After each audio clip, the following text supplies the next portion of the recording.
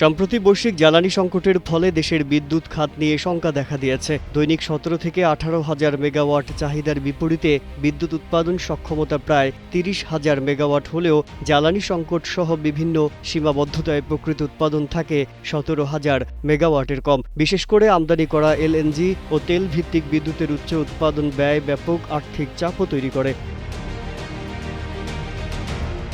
রবিবার থেকে সন্ধ্যা 7টায় shopping mall ও দোকানপাট এবং বিকেল 3টা থেকে 4টার মাঝে ব্যাংক ও সরকারি অফিস বন্ধ করার সিদ্ধান্ত নিয়েছে সরকার। তবে সিদ্ধান্তগুলো সাময়িকভাবে কার্যকরী হলেও দীর্ঘমেয়াদে সমাধান হিসেবে কাজ করবে কিনা সেই প্রশ্ন দেখা দিয়েছে।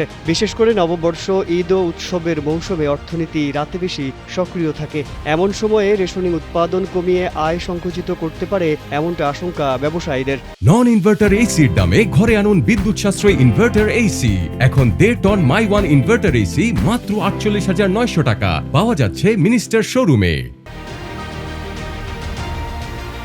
বিশেষজ্ঞরা বলছেন, শুধু সময় বেঁধে দিয়ে সংকটের মূল কারণ অর্থাৎ জ্বালানি নির্ভরশীলতার উচ্চ ব্যয় কমানো সম্ভব নয়, বরং এতে চাপের বোঝা সাধারণ ভোক্তা ও ব্যবসার উপর চলে যায়। সরকারের সিদ্ধান্তে সাময়িক সাশ্রয় হলেও প্রকৃত সমাধানের জন্য সমন্বিত পরিকল্পনা প্রয়োজন বলে জানিয়েছেন বিশেষজ্ঞরা। সংশ্লিষ্টরা বলছেন, শিল্প ও বাণিজ্যিক গুরুত্ব বুঝে বিদ্যুৎ রেশনিং করা উচিত। পাশাপাশি দেশীয় গ্যাস অনুসন্ধান ও সৌর বিদ্যুতের মতো নবায়নযোগ্য শক্তির ব্যবহার বাড়ানো জরুরি। গ্রিড সংস্কার ও স্মার্ট মিটারিংয়ের মাধ্যমে অপচয় রোধ করে উচ্চমূল্যের তেল ভিত্তিক বিদ্যুতের উপর নির্ভরতাও কমানো উচিত ভবিষ্যতের জন্য, এমনটাই মত বিশেষজ্ঞদের।